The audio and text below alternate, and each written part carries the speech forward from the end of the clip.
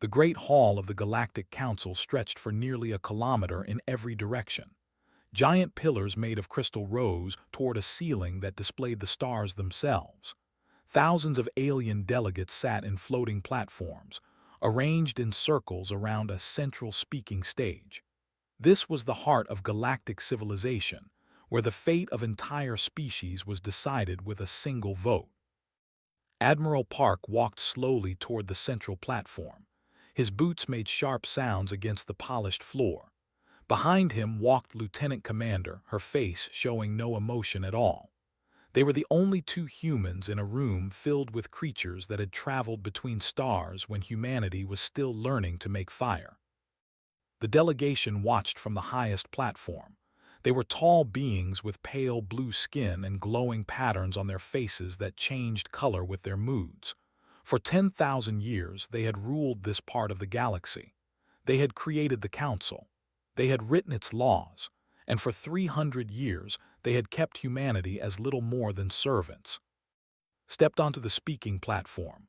A light surrounded him, and his image appeared on screens throughout the chamber. Every eye, every sensor, every visual organ in the room turned to watch this small human from a small planet. "I am Admiral Park of the United Earth Federation," he began. His voice was calm and steady. "I come before this council not to beg, not to request. I come to deliver a message." High Arbiter, leader of the, leaned forward in his seat. The patterns on his face pulsed with amusement. He had heard many species make bold statements in this chamber. None of them had ever mattered. 300 years ago, humanity made first contact with the continued. We were welcomed into the galactic community. We were promised friendship. We were promised opportunity. He paused. We were lied to. A murmur spread through the chamber. Several delegates shifted uncomfortably. Everyone knew what humanity had suffered, but no one ever spoke of it openly. Instead of friendship, we received chains. Instead of opportunity, we received labor camps. Our people were scattered across 100 worlds to work in mines and factories. Our children were taken to serve in households. Our scientists were forced to share their discoveries while receiving nothing in return. Stood perfectly still behind her admiral, but inside her heart was beating fast. Her own grandmother had died in a mining colony on a frozen moon. She had been only 42 years old. They had called it an acceptable loss. "We asked for representation on this council," said. We asked for fair trade agreements. We asked for the simple right to govern our own home system. Raised one long hand. The chamber fell silent. "Admiral," he said, his voice smooth as silk, "humanity has been treated according to its station. Young species must prove themselves before earning the privileges you describe. This is the way of things. This is how civilization maintains order." Order? Eyes narrowed. "You call slavery order. You call the death of millions order." "We call it progress," replied. "Your species has grown strong under our guidance. You should thank us." The alien's words hung in the air like poison. Felt the old anger rising in his chest, but he pushed it down. He had not come here to argue. He had come here to deliver a message. "The United Earth Federation makes the following demands," he announced. "First, immediate recognition of human sovereignty over the corridor and all systems within it. Second, full voting membership on this council. Third, payment for 3 centuries of forced labor to be distributed to every human family affected by your policies." Laughter erupted from the platform. Other delegations joined in, though some seemed nervous rather than amused. The delegation, a species of short, stocky beings with skin, did not laugh at all. They watched with great interest. "And if we refuse these demands?" asked, still chuckling. "You have 90 standard rotations to accept," said. "If you do not, the United Earth Federation will take what it is owed." The laughter stopped. Facial patterns shifted to a deep red color that meant anger. "Are you threatening the Galactic Council, Admiral? Are you threatening the hegemony?" "I am making a promise." The High Arbiter stood. He was nearly 3 meters tall, and his shadow fell across the entire speaking platform. Humanity has 300 ships, old ships, weak ships. The border fleet alone numbers 2,000 of the most advanced warships in the galaxy. You cannot win this fight.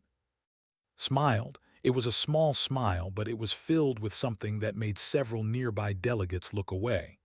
We do not bluff, High Arbiter. We do not make empty threats. 90 rotations. He turned and walked off the platform. Followed, her boots matching his rhythm perfectly. As they left the chamber, she leaned close and whispered, "They will never agree to our demands." "I know," replied quietly. "That is exactly what we are counting on." Behind them, the great chamber erupted in chaos. Delegates shouted at each other, was demanding order, but the message had been delivered. Humanity had given its warning.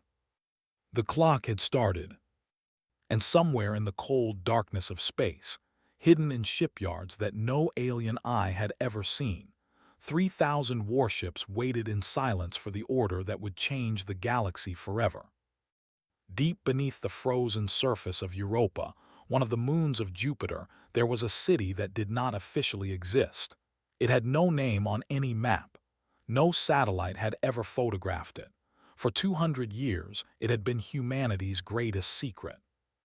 Chief Engineer stood on a metal platform overlooking the main construction bay. Below him, thousands of workers moved like ants around the massive skeleton of a warship.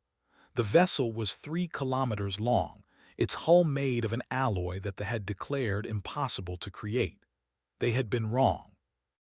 "How long until she is ready?" asked a voice behind him. Turned to see Dr. Han approaching. She was a small woman with tired eyes and streaks in her black hair. She had spent 30 years of her life working on this project.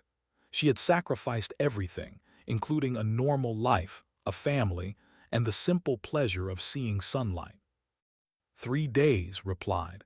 The weapon systems are installed. We are just finishing the AI integration. Nodded and looked down at the ship. It was called the Vengeance. The name was appropriate. "I spoke with Admiral Park this morning," she said. "The Council rejected our demands, called it the funniest joke he had heard in 1,000 years. Then he will not be laughing much longer." The two of them stood in silence, watching the workers below. Each one of them knew the truth. Each one of them carried the secret that had been passed down from parent to child for generations. Humanity had never accepted its fate. Humanity had never stopped fighting. They had simply learned to fight in secret. It had started 80 years after first contact. They believed they had broken the human spirit. They believed that humans were content to serve. But in the shadows, a small group of scientists and engineers had begun to work. They studied the alien technology that surrounded them. They learned its secrets, and then they improved upon it. They used fusion drives that could move a ship at 1/10 the speed of light. Humanity had developed singularity propulsion that bent space itself. They had energy shields that could stop most weapons. Humanity had created that fired projectiles so fast that no shield could react in time. Every innovation had been hidden. Every advancement had been kept secret. Humanity had played the role of the obedient servant while building an arsenal that would make gods tremble. On the other side of the solar system, on Earth's moon, Captain Shin was preparing a different kind of weapon. He stood in a training facility that covered nearly 50 square kilometers, watching his soldiers practice. They moved through the zero-gravity environment like ghosts. Their exoskeleton suits were black as night, equipped with systems that could render them nearly invisible. Each soldier carried enough firepower to destroy a small building. Again ordered, faster this time. The soldiers reset and began the drill once more. They were the best humanity had to offer. Many of them came from families that had suffered under rule. They had grown up with stories of dead grandparents, missing parents, and siblings sold into service. Their hatred was pure and patient. A young soldier named Bei finished the course in record time. He was barely 25 years old, but he moved with the precision of a machine. His neural implants connected directly to his suit, allowing him to react faster than any unmodified human. "Good," said as removed his helmet. "You will lead the first boarding team." "Yes, Captain." Eyes were hard. His father had died in a prison for the crime of teaching other humans to read forbidden books. He had been waiting for this moment his entire life. In a different facility, far from the training grounds, Ambassador was preparing for a different kind of battle. She sat in a room surrounded by screens, each one showing a different alien species. The thousand. These were species that had also suffered under rule. They were not as oppressed as humanity, but they were not free either. They lived in fear, always doing what they were told, never daring to dream of something better. Had spent years building relationships with representatives from these species. She had whispered promises in secret meetings. She had planted seeds of hope in hearts that had forgotten what hope felt like. "When the war begins," she had told them, "you will have a choice. Stand with thee and share their fate, or stand with humanity and share our victory." None of them had believed her at first. Humanity was weak. Humanity was small. Humanity could not possibly challenge the hegemony. But had shown them things. She had shown them images of the hidden fleet. She had shown them the weapons that human scientists had created. She had shown them that the universe was about to change.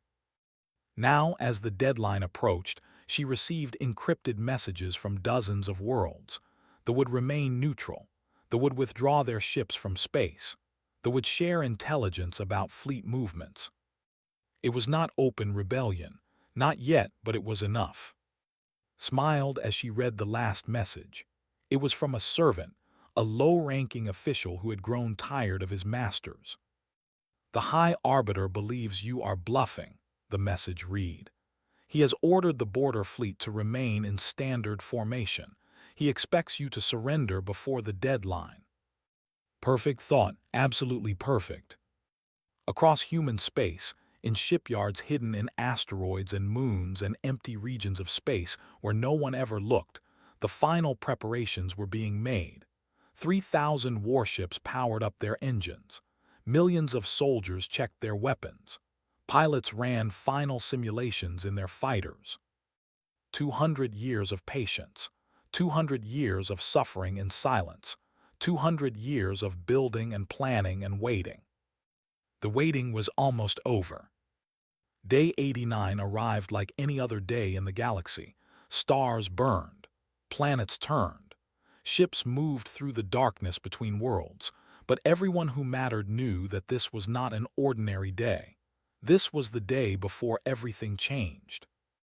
Ambassador stood in her quarters aboard the diplomatic vessel Hope of Earth. She was looking at herself in a mirror, adjusting her formal uniform. The blue and white fabric was simple but elegant. It represented a planet that most of the galaxy still considered insignificant. Today she would prove them wrong. Her assistant, a young man named, entered the room. He was nervous. His hands were shaking slightly as he handed her a data tablet. "The Council has agreed to hear you one final time," he said, "but they have already moved their border fleet into attack position. 2,000 ships, Ambassador. They are not planning to negotiate." Took the tablet and studied the fleet positions. The warships were arranged in a perfect formation at the edge of the corridor. They were massive vessels, each one capable of destroying a small moon. Their weapons could crack planets. Their shields could stop asteroids. Against them, humanity officially had 300 old ships. Most of them were converted cargo vessels with weapons attached. It would be a slaughter. "Good," said softly. Looked at her with confusion. "Good, Ambassador, they are going to destroy us." Smiled and placed a gentle hand on his shoulder. "Do you trust me?" "Of course, but—" "Then trust me now. Everything is going exactly as planned." 1 hour later, stood once again in the great hall of the Galactic Council. The chamber was even more crowded than before. Word had spread across the galaxy that humanity's deadline was about to expire. Everyone wanted to witness the moment when the foolish humans finally surrendered. High Arbiter sat on his elevated platform, his facial patterns glowing with satisfaction. Around him, the other delegates were already celebrating. Servants poured drinks. Music played softly in the background. This was not a negotiation. This was a victory party. "Ambassador," called out, his voice echoing through the chamber, "have you come to apologize for your species' embarrassing display of arrogance?" Walked to the central platform. She moved slowly, confidently, as if she had all the time in the universe.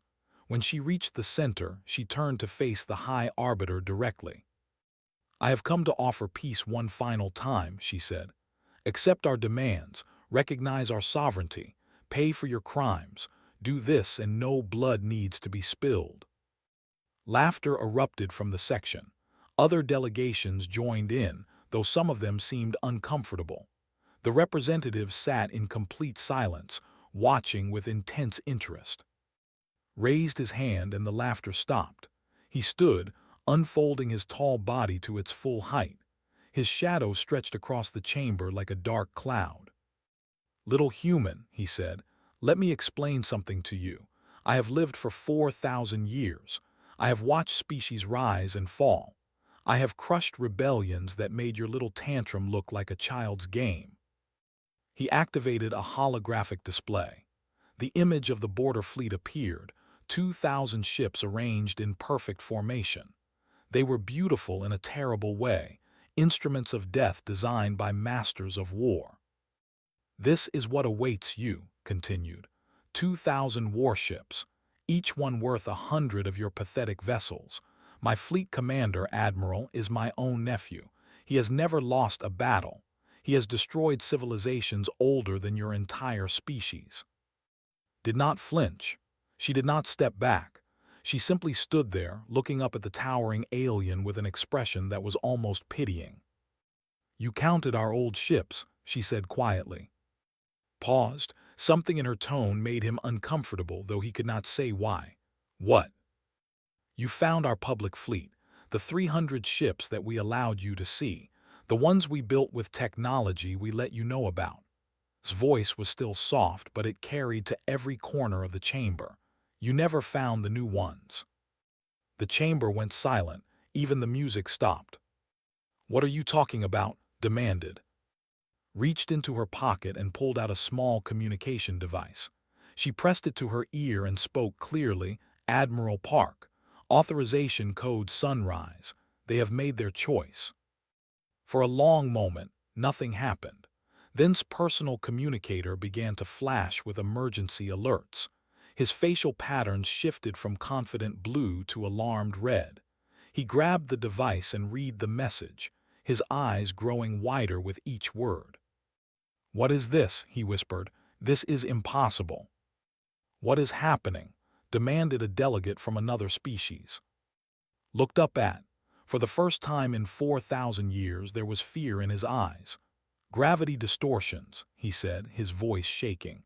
"Massive gravity distortions around our border fleet. Something is coming out of fold space. Something big." Smiled that cold, terrible smile. "Not something High Arbiter, someone." She turned to address the entire council, her voice rising to fill the chamber.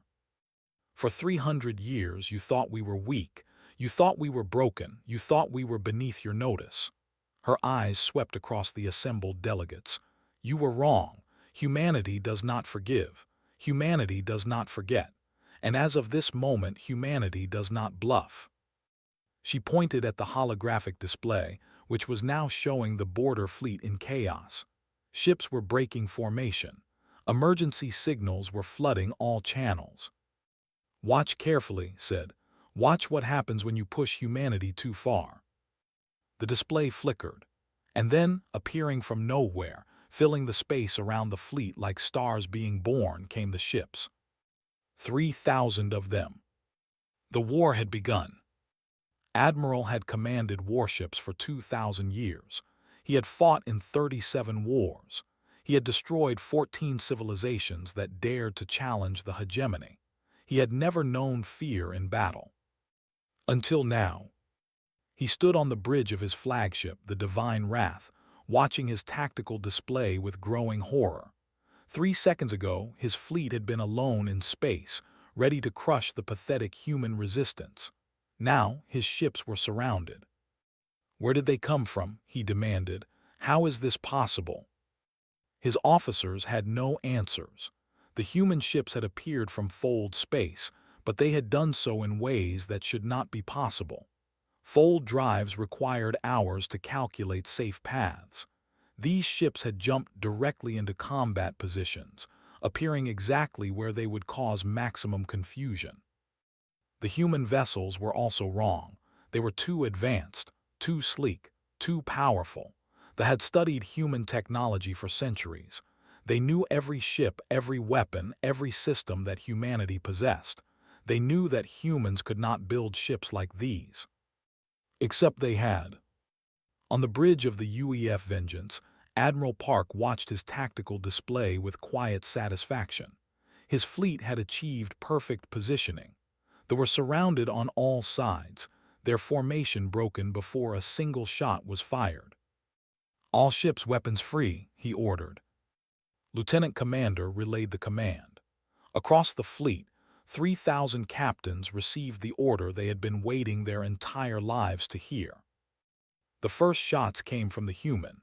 These weapons fired solid metal projectiles at nearly 1% the speed of light. They crossed the distance between fleets in heartbeats. They had shields designed to stop energy weapons, missiles, and plasma bolts. They were not designed to stop chunks of metal moving fast enough to crack moons. The Divine Wrath shuddered as a round punched through its forward shields like they were made of paper. The projectile continued through 3 decks before exploding, killing hundreds of crew members instantly. Return fire, screamed. His ships obeyed. Thousands of energy beams and missiles streaked toward the human fleet, but the human ships were already moving. Their singularity drives allowed them to change direction instantly, dodging attacks that should have been impossible to avoid. Fighter squadrons launched from both fleets. Interceptors were considered the best in the galaxy, piloted by warriors who had trained for centuries. They had never faced opponents like Bay. Fighter screamed through space at speeds that would kill an unmodified pilot. His neural implants connected directly to his ship, making it an extension of his body. He did not fly the fighter. He was the fighter. He dove into a formation of 12 interceptors. His targeting computer locked onto the first enemy ship. He fired. The fighter exploded. He was already moving to the next target before the debris finished spreading. 1, 2, 3, 4. The pilots could not react fast enough. Their ships were fast, but their bodies were slow. They needed time to process information, to make decisions, to move their hands to controls. Had no such limitations. His thoughts became actions. His instincts became death. In 90 seconds, all 12 fighters were destroyed. Moving to next engagement zone, reported calmly. Beside him, Pilot IM was cutting through another enemy formation with equal efficiency. She was smaller than, younger too, but her skills were just as deadly. She had grown up in a refugee camp on Mars, listening to stories about the family members who would never come home. Now she was writing a new story. On the flagship, Admiral watched his fleet dying. Ship after ship vanished from his display. His fighters were being slaughtered. His capital ships were taking damage faster than they could repair. All ships retreat, he ordered. Fall back to secondary positions. But it was too late. The human fleet had closed the trap. There was nowhere to run. Captain Shin led the boarding action personally. His shuttle attached to the hull of the Divine Wrath, and his Marines cut through the outer armor in seconds. They poured into the ship like angry ghosts, their black exoskeleton suits making them nearly invisible in the smoke and chaos. The crew fought back. They were warriors too, trained for combat since birth, But they had never faced anything like this.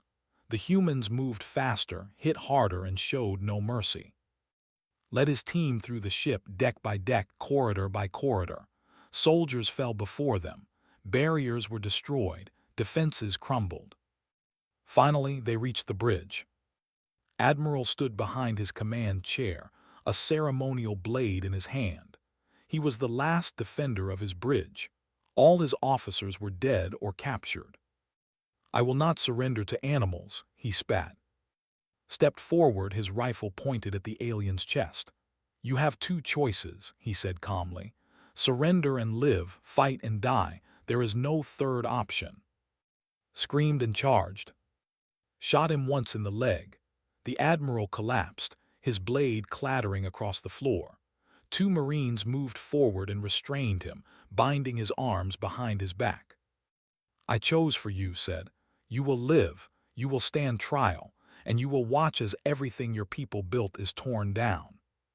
The battle lasted 14 hours. When it ended, the great border fleet no longer existed. 1,800 ships destroyed, 200 captured, not a single vessel escaped. Human losses were 47 ships and 3,000 personnel. Each loss was mourned. Each name was recorded. They would be remembered forever as heroes. Admiral Park stood on his bridge, looking at the field of debris that had once been the most powerful military force in the galaxy. "Send a message to the Council," he ordered. "Tell them the border fleet has been eliminated. Tell them we are coming for their response." Nodded and transmitted the message. Across the galaxy, species that had lived in fear for thousands of years watched the news in stunned silence. They had lost. The impossible had happened. And humanity was just getting started. The great hall of the Galactic Council had never been so quiet. Every seat was filled. Every platform was occupied. Species from across the galaxy had come to witness this moment. Some had traveled for weeks just to be here. They knew they were watching history being made. Admiral Park walked to the central platform. He was not alone this time. Behind him came Ambassador, Chief Engineer, Dr. Han, Captain Shin, and dozens of other humans who had played key roles in the liberation. They walked with their heads held high, their backs straight, their eyes looking forward. The delegation sat in chains on the lowest level of the chamber. High Arbiter was there, his facial patterns dim, and his nephew, Admiral, knelt beside him, still bearing the wounds from his capture. The once mighty rulers of the galaxy were now prisoners awaiting judgment. Stepped onto the platform and looked around the chamber. He saw fear in some eyes, hope in others, and confusion in many. These species had lived under rule for so long that they had forgotten what freedom looked like. 300 years ago, began, his voice carrying to every corner of the vast hall, humanity reached out to the stars. We dreamed of friendship. We dreamed of partnership. We dreamed of joining a community of civilizations working together for the good of all. He paused and looked down at. Instead, we found chains. We found masters who saw us as tools. We found a galaxy where the strong crushed the weak, where ancient power justified endless cruelty, where hope itself was considered a crime. Murmurs spread through the chamber. Many species recognized themselves in those words. They too had suffered. They too had been crushed. They too had been taught to stop hopping. "For 3 centuries we endured," continued. "We worked in your mines. We served in your houses. We died in your wars. And through it all, we never forgot who we were. We never forgot what we deserved. We never stopped planning for the day when we would rise." He raised his hand, and the great display screens throughout the chamber activated. They showed the wreckage of the border fleet, broken ships floating in the darkness like scattered toys. "That day has come." Spoke from his chains, his voice weak but still defiant. "You have won a battle, human, but you cannot hold the galaxy. You cannot govern 1,000 species. You will fail, as all conquerors fail." Looked at the fallen arbiter for a long moment. Then he did something unexpected. He smiled. "You are right," he said simply. The chamber went silent. Even the other humans looked confused. "We cannot govern the galaxy," explained. "We do not want to govern the galaxy. We did not fight this war to become new masters. We fought this war to end the age of masters entirely." He stepped back. An ambassador moved forward to take his place. "For too long, the Galactic Council has been a tool of oppression," she announced. "It gave power to those who already had power. It silenced those who needed to be heard. It maintained order through fear and control through violence." She gestured and the screens changed. They now showed a document, lines of text in 100 different languages. "This is the Declaration of Galactic Liberation. It establishes a new order, not one ruled by the oldest or the strongest, but one governed by principles that apply to all species equally." She began to read. "Every sentient species has the right to govern itself. No species may enslave, exploit, or subjugate another. All species are equal partners in the galactic community, regardless of age, power, or technological development. Disputes will be resolved through negotiation, not force. Resources will be shared fairly. Knowledge will be given freely." Dr. Hen stepped forward. In her hands she held a small data crystal. "This contains the complete technical specifications for singularity drive propulsion," she said. "Any species that joins the new order may have it. We will teach you how to build it. We will help you construct it. We ask nothing in return." More crystals appeared in the hands of other humans. Medical technology that can extend lifespans. Agricultural systems that can end hunger. Energy production methods that can power entire worlds.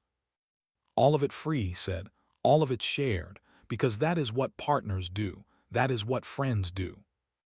The delegate stood. He was an older being, his skin weathered by centuries of careful survival. He had watched the rise. He had watched them crush his own people's dreams. He had never believed he would see them fall. "The collective accepts," he said, his voice thick with emotion. "We join the new order." One by one, other delegations rose. "The accept. The accept. The 1,000 accept." Species that had been enemies stood together. Beings that had never spoken to each other found common ground. The chamber filled with voices, all saying the same thing.